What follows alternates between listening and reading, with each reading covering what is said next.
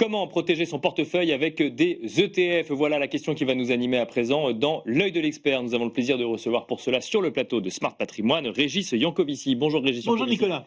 Merci d'être avec nous. Vous êtes fondateur et dirigeant de luxavie.fr. C'est vrai quand on anticipe des retournements de marché, quand on se questionne sur la tendance des marchés actuels, on peut se demander comment protéger son portefeuille. Il existe des ETF pour cela, Régis? Alors tout à fait, je pense que c'est à plusieurs titres un bon moment de se poser la question. Évidemment, on peut parler de conditions de marché, mais également de psychologie de l'investisseur. Parce que jusqu'à présent, l'essentiel des ETF réplique un indice. D'accord ? S'il y a une symétrie entre la hausse et la baisse, c'est un miroir non déformant. Et il existe depuis peu, c'est encore embryonnaire en Europe, mais ça se développe très rapidement aux États-Unis, donc ça va se développer très rapidement en Europe dans quelques années, des ETF à résultat défini. ETF à résultat défini, c'est la version française. D'accord. Et quel est leur fonctionnement? Ils vont en fait déformer l'indice. D'accord. Le résultat de l'ETF va être une déformation de l'indice. De quelle manière? Tout simplement, on va abandonner une partie de la hausse. D'accord. On va caper la hausse. Si jamais il y a hausse sur l'indice. Si jamais il y a hausse. Bien sûr. C'est capé, c'est-à-dire que, imaginons un cap à 15%. Si on a entre 0 et 15 sur l'indice, on va faire l'indice. D'accord. Si on a au-dessus de 15%, on va faire 15%. On restera à 15, d'accord. Exactement. Mais cette perte de performance, c'est ce qu'on paye quelque part pour être protégé à la baisse. D'accord, on cape aussi la baisse. Et on a un floor au niveau de la baisse. C'est une des typologies de produits qu'on appelle des floors, justement. Ouais. On va dire, par exemple, en dessous de 5, je ne baisse plus.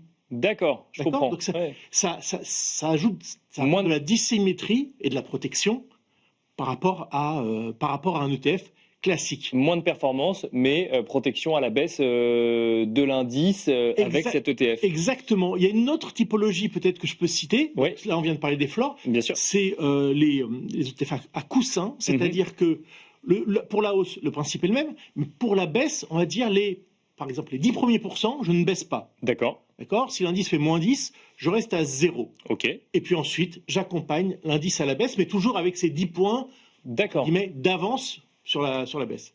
Et ça implique, j'imagine, comment est-ce qu'on est protégé effectivement avec un coussin, mais est-ce que de l'autre côté, ça veut dire qu'on vient grever la hausse également? C'est ça, la hausse pareil. C'est capé de la même manière. C'est juste une autre façon de protéger. D'accord. Quelle différence, Régis Yankovici, parce que ce que vous décrivez là me rappelle quand même étrangement les produits structurés. Étrangement. Quelle différence avec un produit structuré du coup?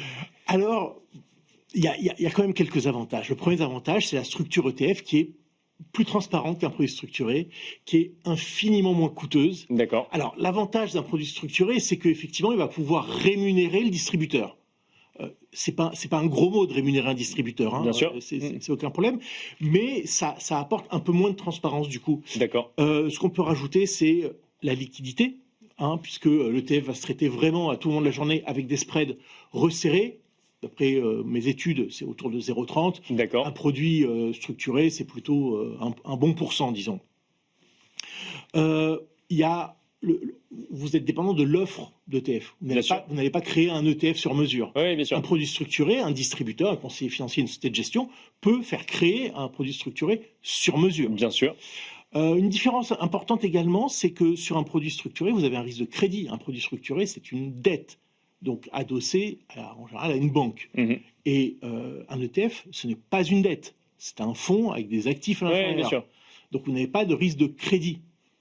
Donc en fait, aujourd'hui, on se sent plus riche, quelque part, d'outils qui peuvent protéger un portefeuille et répondre à la psychologie d'un client.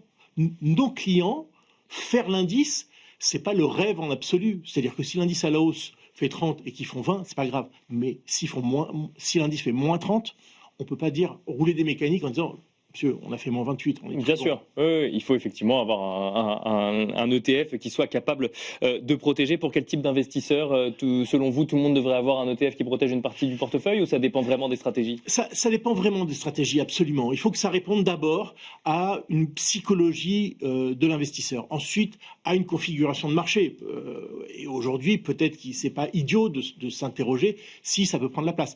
Une précision également, il est important de le dire, ce sont des ETF avec une échéance. C'est-à-dire que la promesse n'est pas à tout moment. Elle est à l'échéance de la stratégie qui peut durer 1 an, qui peut durer 2 ans. À la fin de cette période-là, l'ETF ne disparaît pas. On atteint le résultat escompté et on repart pour une stratégie au sein de cet ETF.